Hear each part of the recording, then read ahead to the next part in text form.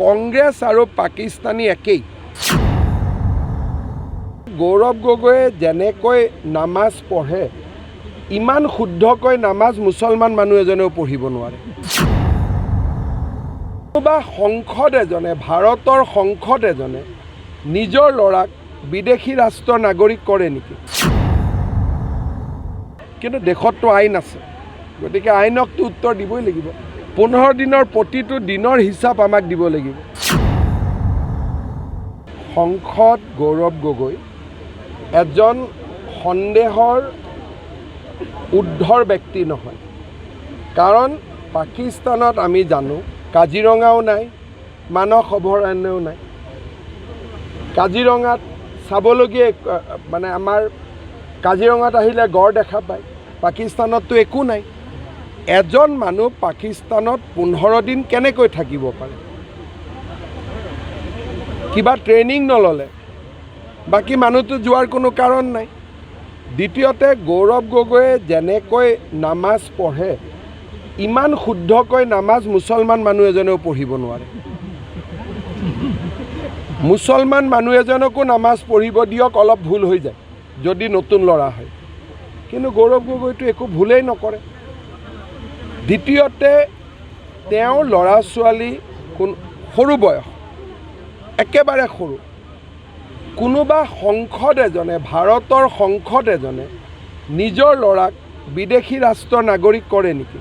ডাঙৰ হৈ পঢ়া শুনা কৰি 20 বছৰ বোলে তাতে আছে, বেলেগ কথা। কিন্তু মোৰ কোলাৰ বাচ্চাটোক ভাৰতীয় হৈ আছে, মই বেলেগ এখন ৰাষ্ট্ৰৰ নাগৰিক কৰি দিম নেকি?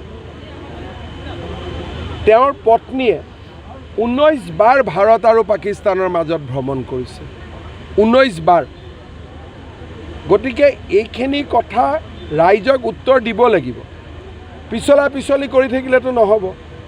গতিকে দেশত আইন আছে, আইনে উত্তৰ বিচাৰিব জানে, আৰু অহা 2-3 মাহত আপোনালোকে দেখা পাব যে উত্তৰ বিচৰা পৰ্বটো চৰকাৰে আৰম্ভ কৰিব। তেওঁ ভাবে যে তেওঁতকৈ স্মাৰ্ট মানুহ নাই, উত্তৰ নিদিলে মই বাচি যাম, কিন্তু দেশততো আইন আছে, গতিকে আইনকতো উত্তৰ দিবই লাগিব। 15 দিনৰ প্ৰতিটো দিনৰ হিচাপ আমাক দিব লাগিব।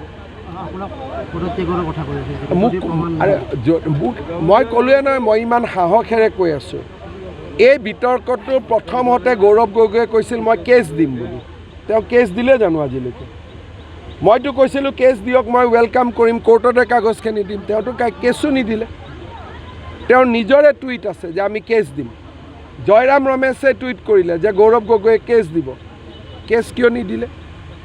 গতিকে কংগ্ৰেছ আৰু পাকিস্তানী একেই। তেওঁলোক পাকিস্তানৰ প্ৰতি চিম্পেথি ৰাখে, সমবেদনা ৰাখে, আৰু মই খাৰ্গেকো লগ কৰিম এই কথাবোৰ লৈ পেলাই। জবাব লাগিবই। মই খাৰ্গেকো এপইণ্টমেণ্ট খুজি লগ কৰিম যে আপোনাৰ MP এজনে যদি এনেকুৱা ব্যৱহাৰ, সেইজনক আপোনালোকে কিয় MP পাতিব, কিয় টিকট দিব? গতিকে মই ইমানতে শেষ নকৰোঁ, বস্তুটো আৰু আগুৱাব। আমাৰ নৱগঠিত জালুকবাৰী সমষ্টিত কাহিৰকুছি, মাজিৰগাঁও, গড়ল, ধাৰাপুৰ, আজাৰা 5খন পঞ্চায়ত অন্তৰ্ভুক্ত হৈছে। আৰু যদিও সামাজিকভাৱে জানিছিলোঁ, কিন্তু একেবাৰে সমষ্টি হিচাপে যিমানটো জানিব লাগে আগতে মোৰ ইমান অভিজ্ঞতা নাছিল। পঞ্চায়ত ইলেকশ্যনৰ সুবিধা লৈ 5খন গাঁও পঞ্চায়ততে আহি ৰাইজৰ লগত কথা বতৰা, সমস্যাবিলাক বুজিব চেষ্টা কৰিলোঁ। যিহেতু ইলেকশ্যন পিছৰবাৰ ইয়াতে উঠিব লাগিব, গতিকে ৰাইজৰ লগত অলপ সম্পৰ্কটো যাতে হয়, পঞ্চায়ত ইলেকশ্যনৰ কাৰণে সুবিধাও পালোঁ ৰাইজৰ লগত। পঞ্চমৃত মানে সূতা, কম্বল, আঁঠুৱা, ধুতি, লুঙি। কংগ্ৰেছৰ দিনত এই অমৃতকেইটাই মানুহক খুৱাইছিল, তাৰ বাদেতো একো নাছিলে কংগ্ৰেছৰ। সেইকাৰণে ৰাইজক মই কৈছোঁ যে ৰাইজ, এফালে লুঙি, ধুতি, সূতা, আঁঠুৱা, কম্বল, আনফালে বিনামূলীয়াকৈ চাকৰি, অৰুণোদয়, নিযুত মইনা, কলেজত নামভৰ্তি, আৰু মহিলা উদ্যমিতা, আৰু বহুতো। গতিকে আমি কাক নিৰ্বাচন কৰিম? লুঙি পাৰ্টিক ভোট দিম নে আমি অৰুণোদয়ক ভোট দিম? আমি যাতে সিদ্ধান্ত ল'ব পাৰোঁ। আজি জাপান সংসদৰ অধ্যক্ষ তেখেতে 52গৰাকী বিনিয়োগকাৰীক লৈ অসমলৈ আহিছে।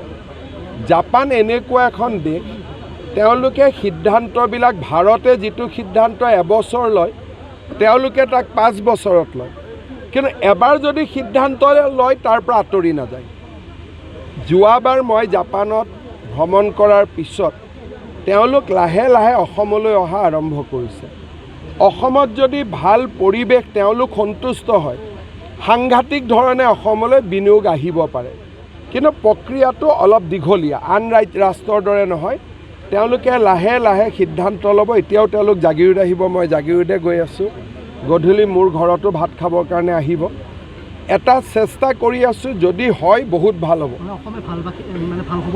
আপুনি ক'ল নহয়, তেওঁলোক বহুত লাহে লাহে যায় আৰু বহুত দিনলৈ থাকে। সেইকাৰণে দেখা যাওক কিমান আমি আগুৱাব পাৰোঁ।